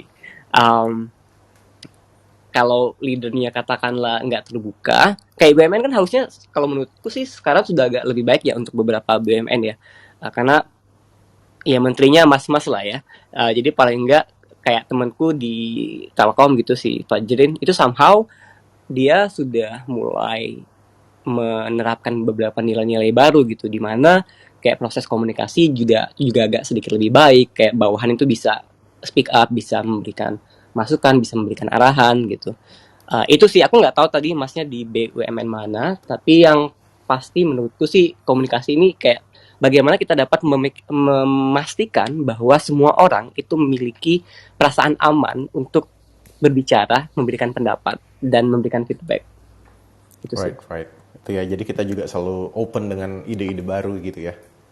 Ya. Gue boleh nambahin dikit ya John ya. Ini Silakan, singkat aja. Tadi kalau buat Mas Mario mungkin ada 2 hal yang bisa gue tambahin dari penjelasannya Fikri. Pertama tadi yang mau BUMN-nya dimanapun, setahu gue saat ini lagi ada tren kalau BUMN ini agak-agak go digital. Jadi kalau misalnya pengen lebih kayak yang agak startup-y gitu, mungkin bisa coba cari opportunity internally ke bagian yang agak-agak lebih digital. Nah, tapi sebenarnya yang kedua yang pengen gue coba saranin ini, kalau gue tadi mencoba membaca dari pertanyaan Mas Mario kan ini kayak di BUMN, terus kayak tadi ngedengar cerita startup, mungkin yang lebih menarik adalah buat Mas Mario untuk kira-kira mereflect, kira-kira prioritas karirnya Mas dalam 2-5 tahun ke depan tuh apa ya? Gitu. Nah, dari situ barulah turun apakah mau lanjut di BUMN, apakah mau agak pindah function, atau justru pengen pindahnya ke startup. Karena biasanya pertanyaan gini biasanya bersumbernya di internal sih. Tentang apa sih yang lagi pengen diprioritize. Yes, BUMN terkenal banget dengan stabilitasnya. Tapi apakah stabilitas yang lagi Mas cari atau enggak? Yes, startup tuh kayak wow, agile banget, bisa dapat belajar banyak. Tapi belajarnya juga ya seperti itu gitu. Nah, kira-kira itu hal yang Mas pengen pelajari atau bukan. Jadi mungkin lebih banyak ke internal reflection kali Mas kalau untuk itu. Ya, noted Kak Fikri dan Kak Rio gitu. Benar juga sih kata Kak Fikri, salah satunya tadi emang komunikasi itu tuh masih ada kepercayaan atau tidak gitu-gitu ya. Oke, thank you banget nih insight luar biasanya Kak Rio dan Kak Fikri. Kembali ke Kak Jonathan, thank you. Semoga cukup mencerahkan ya. Mencerahkan ya, sangat. Thank you. Ya. Kita beralih ke Andi. Andi, gimana Andi? Mau sharing? Mau Halo Mas Jo, thank you for the opportunity to asking something. Perkenalkan saya Akbar. Saya sekarang di startup juga, startup pertama saya. gimana? Setelah sebelumnya di pemerintahan dan akhirnya masuk di startup. Cuman saya sekarang di community manager sama pengalamannya Mas Fikri, makanya pas lihat salah satu pembicara di sesi ini tuh Mas Fikri, walaupun saya mungkin sekarang udah di startup, jadi topiknya mungkin kayak kerja di startup unicorn mungkin menjadi salah satu mungkin yang banyak orang cita-citakan ya. Nah, pengen nanya ke Mas Fikri sih, karena Mas Fikri kan by the way, thank you for accepting my request in LinkedIn Bang. Barusan tadi request langsung di-accept. Jadi kan kalau Mas Fikri kan udah lama di community management nih dari Bukalapak, terus sekarang ada di Facebook. Nah, pengen nanya aja sih Mas, Bang, kebetulan saya community manager baru nih, kebetulan spesifiknya karena saya di educational technology, saya di community manager yang nge-handle Bapak Ibu guru, jadi teacher community manager gitu. Nah, di satu sisi saya pengen konsen di community manager, cuman sedikit bertanya-tanya terkait prospek dari community manager ketika kita pindah dari satu startup ke startup lain. Nah, melihat Mas Fikri yang banyak berkecimpung di community manager, pengen minta pendapatnya sih Mas terkait bagaimana prospek untuk di community manager di startup-startup yang ada. Terus yang kedua mungkin pengalaman kerja di startup yang sifatnya multinasional kayak Facebook atau mungkin TikTok, Instagram dan sebagainya. Nah, karena Mas Fikri udah kerja di Facebook yang sebelumnya pernah di Bukalapak, kira-kira ya nggak bermaksud mengkomparison sih, mungkin lebih kepada karena saya tertarik juga di multinational startup, jadi pengen minta pengalamannya aja sih compare to local startup, is there anything difference atau apa yang unik gitu. Thank you. Itu 2 pertanyaan saya. Right. Sorry, komparasinya tak? Komparasi antara apa sama apa? Multinational startup kayak Facebook sama lokal startup like Oh, oke. Bukalapak yang di Indonesia ya. Tapi nggak harus komparatif banget sih, I mean like what the unique thing aja gitu mungkin. Oke. Oke, yang pertama mungkin kalau tadi pertanyaan simpelnya kan the future of community manager ya, kayak masa depannya kayak apa sih kalau kita kerja sebagai seorang community manager. Dan kebetulan tadi kamu konteksnya adalah perusahaan teknologi di edutech ya. Jadi ya memang kiblatnya adalah memang perusahaan-perusahaan teknologi ya. Jadi kalau kita ngomongin career path atau ngomongin future, ya kita lihatlah perusahaan-perusahaan teknologi yang udah gede, which is dalam hal ini yang salah satunya memang Fang itu tadi, Facebook, Apple, Amazon, Google, dan segala macam. Nah, di perusahaan-perusahaan besar itu ada chief-nya. Chief of Community itu ada. Kemudian Vice President of Community itu juga ada. Di Facebook sendiri tempat saya bekerja, itu ada VP-nya. Artinya apa? Artinya saya mengatakan bahwa ya kamu juga bisa menjadi VP gitu. Jadi VP of community something, you know. Kalau kamu bekerja di perusahaan multinasional atau di Fang, ya kamu bisa menjadi mereka. Jadi future-nya sih ada ya kalau dibilang. Dan konteksnya kami juga kerja di perusahaan teknologi. Dan bahkan di perusahaan-perusahaan lokal juga, seperti di Bukalapak, itu kemarin saya role terakhir kan head of community. Jadi memang ada. Dan untuk konteks atau industri teknologi, community itu sesuatu yang sudah menjadi I don't know, it's something that has been already apa ya, itu udah jadi kayak kebutuhan akhirnya gitu, karena social media kan. Jadi social media manager, community manager itu role yang baru muncul 5 tahun terakhir ini dan selalu ada di berbagai macam industri teknologi. Jadi jangan khawatir. Nah, yang kedua, kalau ngomongin komparasi, ya di samping perks yang sangat berbeda ya. Jadi itu satu. Kalau yang lainnya sih sebetulnya ya mirip-mirip sih. Walaupun perusahaan sebesar Facebook ataupun Google, yang namanya agility itu tetap ada. Yang namanya istilahnya direction berubah-ubah setiap 3 bulan, tiap 2 bulan itu masih bisa terjadi. Jadi jangan kaget kalau misalnya suatu saat kamu join ke Facebook atau join ke perusahaan besar lainnya dan ternyata sama aja kayak di startup lokal Indonesia. Ya namanya juga teknologi. Jadi mau nggak mau mereka juga harus relevan. Contoh misalnya kan kita satu setengah tahun terakhir ini kan pandemik ya. Jadi apapun ya akhirnya adjust kan. Kalau kita nggak terbiasa dengan perubahan yang sangat cepat ya kita nggak akan tergerus sih akhirnya. Thank you. Oke, sip. Thank you Mas Fikri. Cukup menjawab ya? Yap, thank you Mas Jonathan. Kita beralih ke Rio. Yuk. Halo, selamat sore semuanya. Makasih Mas Jonathan atas waktunya. Perkenalkan nama saya Rio. Salam kenal untuk semuanya, narasumber terutama. Mungkin di sini saya lebih bertanya ya kepada Mas Vikario, Mas Devikri terkait sebenarnya kan saya ini masih fresh graduate ya dan baru bekerja ya kurang lebih setahun lebih sedikit lah ya di salah satu perusahaan asuransi di Indonesia ya swasta. Nah, cuman selama setahun ini sih saya sih melihat kayak kok terlalu apa ya di perusahaan yang memang udah cukup apa ya bisa dibilang jelas gitu ya, terlalu complicated gitu dalam hal terkait regulasi dan segala macam. Kemudian juga yang kedua, ruang untuk berkembang itu tidak terlalu besar ya, dibandingkan kalau saya lihat dengan teman-teman saya yang bekerja di perusahaan startup gitu, sehingga memunculkan suatu perasaan gitu kok saya mulai nggak mulai bosan atau mulai jenuh gitu dengan pekerjaan di perusahaan sekarang gitu. Mungkin lebih ke saran dan tips ya dari masing-masing narasumber karena kan tadi dari penjelasan yang diberikan juga sangat sangat bagus. Saya mendapatkan banyak new insight ya dari pemaparan sebelumnya. Mungkin itu sih Mas Jonathan, Mas Fikri dan Mas Fikri. Bentar, Terima kamu kasih. merasa jenuhnya itu kira-kira kenapa?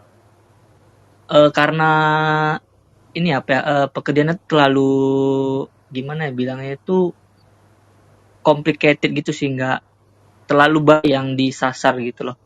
Jadi nggak bisa kalau di startup itu kan yang aku tahu itu kan dia agile lah, agile dalam artian itu dia kita tuh bisa ngerjain satu pekerjaan itu tanpa melibatkan yang lain juga gitu dalam artian kalau kita bisa ngerjain sendiri kita bisa nggak perlu kita harus melibatkan divisi lain dan segala macam gitu sih. Kalau yang di sini, yang kamu lakukan? Gimana Mas?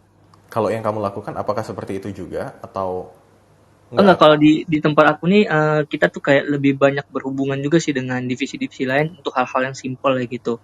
Harusnya sih bisa kita provide sendiri ya di divisi kita, tapi kita harus mencoba ke divisi lain gitu dan segala macam. Right. Jadi sebentar, aku mau ulang lagi. Jadi pertanyaannya tadi gimana caranya mengatasi kejenuhan di tempat sekarang bekerja gitu ya? Iya, kurang lebih seperti itu ya. Right, right. Oke. Wah, Ya seru silakan nih. ya. Seru nih pertanyaannya. Nah, tadi Mas Rio, kalau gue boleh nanya follow up question, tadi kan pertanyaan kedua lebih kayak lo ngerasa stagnan dibandingin teman-teman lo yang kerja di startup gitu ya. Nah, gue Benar. penasaran apa yang bikin lo merasa stagnan Mungkin dibandingkan, apalagi ada perbandingan tadi ya. oke. Mungkin kalau di situ aku melihat dari ini apa ya? Aku nggak tahu juga. Saya nggak tahu juga ya, karena kan memang saya pertama fresh graduate. Cuman kalau melihat dari teman-teman yang apa, yang di perusahaan startup itu mereka itu kayak apa namanya? Perkembangan dirinya itu lebih lebih kelihatan gitu loh dibandingkan di perusahaan saya sekarang. Mungkin apakah terkait memang dari perusahaannya menyediakan untuk perkembangan diri karyawan-karyawannya atau seperti apa gitu sih. Oke, paham. Jadi kalau gue simpulin ya, tadi thank you juga John udah nanya, berarti dua hal yang bikin lo nggak nyaman adalah pertama, kayaknya ribet nih karena lo nggak bisa bebas ya, ruang gerak lo terbatas, lo harus koordinasi sama tim lain, sama yang kedua lo ngerasa pengembangan diri lo stuck. Itu berarti ya, Mas Rio ya, Benar, yang lagi lo benar rasain. Mas Oke. Rio. Nah, jadi gue kasih perspektif ya tentang dua hal tersebut. Nah, sebenarnya pertama tentang kolaborasi, sebenarnya kalau lo kerja dimanapun, kecuali misalnya lo usaha sendiri, even usaha sendiri aja lo tetap harus collab externally sama partner lain ya. Karena kalau enggak, mau lo misalnya di B2B, lo mesti kolaborasi sama korporasi, atau kalau lo ternyata individu, mau jual barang langsung ke customer juga lo perlu kolaborasi. Jadi sebenarnya kalau ngomongin pengen kerjaan yang nggak ada kolaborasi agak susah, Mas Rio. Ini tinggal skalanya adalah lo pengen spending time-nya sebanyak apa buat berkolaborasi. Karena, well, gue ngerasa salah satu miskonsepsi tentang kerja di startup adalah, wah kita bisa bebas. Nah itu sebenarnya miskonsepsi yang kurang tepat gitu. Justru yang gue perhatiin ya, karena mungkin gue udah 5 tahun di startup dan udah nge-observe startup-startup lain, justru gue ngeliat aktivitas-aktivitas yang dulu dikerjain just because kayak gue mau ngerjain ini karena ini keren. Kalau nggak ada yang peduli, nggak apa-apa, gue aja yang ngerjain. Nah 90% atau bahkan lebih yang kayak gitu tuh udah nggak ada. Karena nggak lama kemudian inisiatifnya mati gitu. Jadi sebenarnya agak-agak mitos juga sih kalau di startup tuh kita benar-benar bisa bebas ngelakuin apa aja. Jadi kalau misalnya beneran yang lo incar adalah freedom, saran gue sih mungkin lo sebaiknya kerja sendiri gitu. Tapi again ini kalau gue bisa ngasih reflection yang lebih deep, dulu di awal karir itu adalah kelemahan gue juga gitu. Gue ngerasa kenapa sih gue harus kerja sama-sama banyak orang, kenapa sih ini tuh ribet banget gitu. Sampai akhirnya gue memutuskan, apa gue mau kerja sendiri aja ya. Tapi gue akhirnya tidak memutuskan untuk kerja sendiri, kenapa? Karena gue tahu saat itu ego gue yang berbicara. Bahwa kalau gue akhirnya mau kerja sendiri, karena gue gak nyaman kerja sama orang, artinya gue lagi mencoba menghindari masalah. Jadi makanya waktu itu, instead of gue usaha sendiri, gue pilih untuk kerja di Gojek. Karena gue jadi dapat kesempatan untuk interaksi sama orang, dan belajar gimana caranya gue bisa adjust sama orang lain. Tapi itu gue ya, Mas Rio ya, dan gue di sini tidak memprescribe lo harus mengambil langkah apa, cuma ngasih perspektif aja bahwa kalau di lingkungan kerja adanya alignment tuh wajar banget. Apalagi kalau lo ngomonginnya Gojek sama Facebook, lebih banyak lagi orang yang harus lo ajak kerja sama. Gitu. Kalau yang nomor 2 tentang pengembangan diri, ini balik lagi sih, justru biasanya kalau udah kerjanya di korporasi, justru sistem training dan mentoringnya udah lebih jalan dibandingin startup. Nah, jadi sebenarnya kalau ngomongin pengembangan diri, pertanyaannya gue balikin lagi, sebenarnya tipe pengembangan diri apa yang lo cari, dan cara memenuhinya seperti apa. Biasanya framework gue adalah ketika lo dapat kesempatan pengembangan diri itu di kantor, ya dimanfaatkan, misalnya dapat training atau dapat mentoring, tapi kalau nggak ada, coba mulai make time pas lagi weekend atau malam-malam untuk belajar hal baru, misalnya dengan ikut webinar, dengan baca buku, dengan ngikutin konten, banyak kesempatannya. Kalau ternyata problemnya pengembangan diri. Nah, jadi mungkin kalau gue, sorry ini kalau gue sotoy, kalau gue menduga mungkin ini lebih kayak adjustment ke workplace gitu loh. Lo masih agak-agak adjust aja. So, itu common kok berpikir kayak gitu. Fikri nih mau nambahin, Fik? Mungkin gue tanya dulu, kamu kerjanya udah berapa lama di tempat yang sekarang? Kalau di tempat sekarang sih Mas kurang lebih setahun lebih sedikit sih Mas Devikri ya. Masih baru Oke. sih juga sih. Oke. Sudah pernah rotasi belum atau masih di posisi yang sekarang aja? Belum pernah, masih di posisi yang sekarang. Di satu tim ada berapa orang? Gimana? Satu timmu ada berapa orang? Kalau di satu timku itu ada 5 orang, satu leadernya. Oh, oke. Iya tadi yang disampaikan sama Rio sudah mengcover semuanya sih sebetulnya. Cuma kalau aku akan balik lagi ketika kamu merasa there is something wrong with your workplace dan kamu sudah ngelakuin banyak hal untuk katakanlah adjust, tapi ternyata nggak it doesn't really work. Cari tempat yang kamu mau, itu aja sih, sesederhana itu sebetulnya. Tapi dengan catatan you already did whatever it takes gitu untuk menjadikan tempat kerja senyaman yang kamu mau, atau ingin belajar sesuatu yang kamu inginkan tapi ternyata nggak diakomodir misalnya, atau sesuatu itu nggak bisa kamu kontrol. Ya seperti yang sering suka Johnny juga sharing sih, kalau sesuatu yang nggak bisa kita kontrol ya kita fokus ke sesuatu yang bisa kita kontrol aja, cabut, pindah gitu loh doang sih. Sorry jadinya pragmatis ya, tapi karena semuanya udah di cover sama Rio. Thank you. Oke, semoga cukup menjawab ya. Thank you Mas Vikario, Mas Devikri, dan Mas Jonathan. Terima kasih Oke. banyak atas Satu responnya. lagi deh. Kita ke Esther. Halo Esther. Oke, halo Kak Jo. Esther mau sharing, mau bertanya atau Mau gimana? nanya. Iya, Ya, jadi silakan. terima kasih Kak Jo untuk kesempatannya. Jadi aku mungkin pertanyaan pertama mau tanya tentang Fikri dulu nih Kak.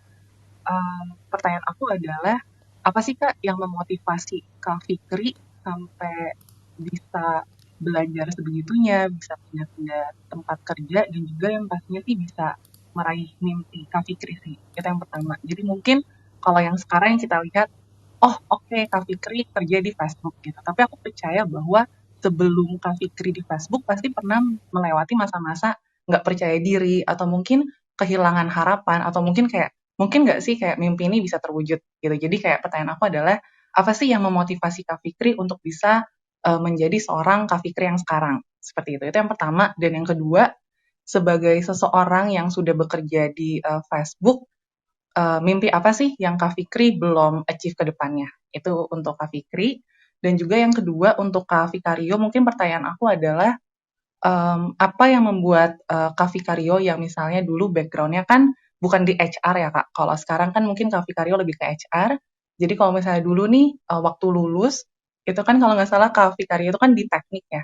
Apa sih yang membuat Kak Fikri bahwa kayaknya HR itu adalah dunia yang tepat buat Kak Fikario. Mungkin buat teman-teman yang di sini mungkin masih yang fresh graduate atau mungkin masih bingung sama karirnya, berarti kan kayak aku dulu di previous karir aku tuh bukan dari HR tapi aku ke bisnis analis gitu. Tapi aku tetap idealis aku bahwa aku pengen tetap di HR gitu. Jadi kayak pengen related sama background aku. Nah, kalau Kak Fikario ini kan kasusnya beda nih, bahwa Kak Fikario dulu di teknik tapi pindah ke HR, dan itu juga dari perusahaan McKinsey terus ke startup gitu. Jadi apa sih yang membuat Kak Fikario itu merasa bahwa oh oke, ternyata dapat klik karirnya itu ternyata di dunia HR. Jadi apa sih yang turning point apa yang Kak Fikario pernah alami sampai akhirnya Kak Fikario mendetermine oke, ternyata di dunia HR itu adalah yang terbaik untuk Kak Fikario. Seperti itu. Terima kasih Kak Jonathan.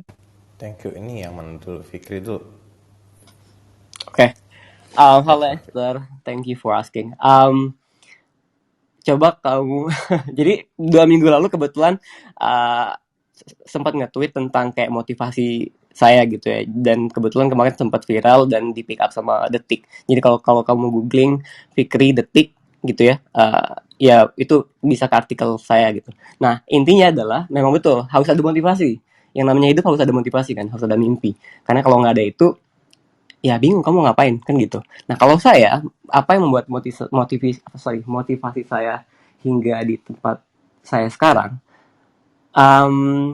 ya sesederhana untuk memiliki kehidupan yang lebih baik sih, untuk menjadi kaya dengan cara cepat, ingin ingin ingin punya uang yang banyak dan ingin menua dengan nyaman dan tenang gitu. Sesederhana itu, sehingga bekerja di perusahaan-perusahaan besar dan yang dapat menghasilkan cuan yang banyak itu adalah menjadi misi saya. Karena mimpinya udah jelas kan. Ingin menjadi kaya muda dan pada saat tua nyaman gitu. Dan karena kebetulan saya bukan pengusaha, saya adalah orang gajian, jadi ya saya berkarir gitu, mau nggak mau. Jadi visinya jelas menjadi orang kaya, misinya adalah membangun karir. Makanya saya sering pindah-pindah kan, sering pindah-pindah simply because gajinya oke gitu. Tapi tentu saja saya juga mengerjakan PR saya kan untuk membangun diri, membranding diri, networking dan segala macam. So I did my part lah gitu. Sampai akhirnya dilihat orang dan akhirnya ditawarin sana sini, dan mau nggak mau saya membangun tangga-tangga saya tadi kan untuk menggapai mimpi saya yang di atas langit tadi. Itu sih motivasinya, I think cukup clear. Sehingga ya di kondisi sekarang. Dan kalau misalnya kamu tanya next-nya apa, ya next-nya sebetulnya kalau sekarang ya masih menikmati proses belajar di Facebook ya. Banyak hal yang bisa dipelajari di perusahaan sebesar ini gitu. Karena ya Facebook nggak hanya sekedar Facebook, tapi kayak ada banyak apps yang di bawahinya. Sehingga kalau ditanya cita-citanya apa, ya mungkin the next level of my career right now, kalau misalnya sekarang gue ngurusin kerjaan Asia Pasifik, ya siapa tahu nanti mungkin impact-nya lebih ke global gitu. Jadi kalau sekarang kan di headquarter regional ya, jadi impact-nya Asia Pasifik aja. Jadi pengennya sih memang harus apa yang kita lakuin itu punya impact gitu, dan impact saya pengennya juga harusnya lebih besar lagi. Gitu Esther, Right. thank you ya. Giving impact. Nah, terus buat satu lagi buat Rio? Kalau gue ceritanya gini sih, Esther. Ini agak panjang tapi gue coba singkat. Sebenarnya tuh dari gue SMA, gue tuh udah tertarik banget sama people. Alasan dulu receh, karena gue seneng banget dicurhatin sama temen-temen gue, dan biasanya kalau anak SMA kan masalahnya percintaan. Tapi dari situ tuh gue menemukan kebahagiaan ketika gue tuh bisa ngebantu orang untuk menyelesaikan masalah mereka. Nah, gue tuh almost mau kuliah psikologi, tapi akhirnya karena gue memilih teknik. Karena waktu itu gue agak-agak takut gitu. Kira-kira kalau gue masuk psikologi, gimana ya prospeknya? Terus gue nggak punya role model, maka akhirnya gue memilih teknik. So, itu pengalaman gue yang pertama untuk lebih mendengarkan suara orang daripada mendengarkan suara diri gue sendiri. Padahal gue udah dapet waktu itu kayak psikologi. Right? Terus abis gue lulus, gue awalnya mau mengembara di Cina ya. Ini beneran random dan hippie banget. Gue pengen kayak belajar bahasa di Cina, terus gue ya udah lost aja gitu, enjoying life, dan nggak necessarily enjoying life sih, tapi maksudnya kayak mungkin gue kerja di Alibaba, mungkin gue kerja di Tencent atau di mana. Gue exact plan gue tuh kayak gitu. Tapi gue daftar manajemen consulting di McKinsey dan gue keterima. Dan waktu itu lagi-lagi gue kayak gue akan memilih yang lebih safe makanya gue akhirnya masuk ke consulting gitu kan. Nah ketika gue masuk ke consulting, gue tuh merasakan yang tadi seperti yang kayak Mas Rio rasakan.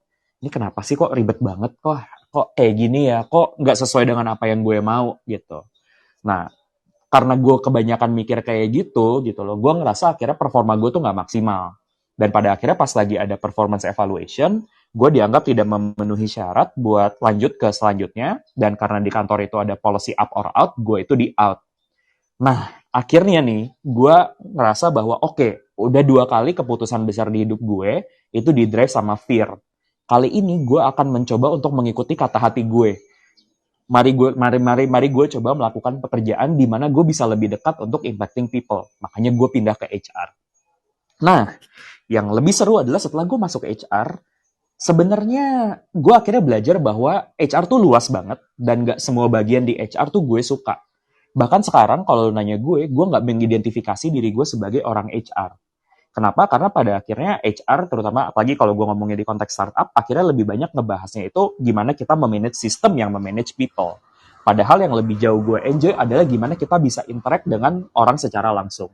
Sedangkan ketika kita kerja di korporasi yang besar gitu, biasanya orang HR itu nggak banyak interaksi langsung sama karyawan, kecuali ada posisi-posisi tertentu lah. Itu pun juga dianjurkan untuk, kalau bisa orang karyawan itu nanyanya sama portal atau nanyanya sama mesin, biarlah mereka nanya sama portal aja.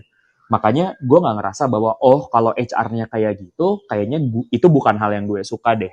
Maka dari itu, gue akhirnya tahun lalu bikin Follow Your Flow. Karena sebenarnya itulah part of people development yang paling gue enjoy.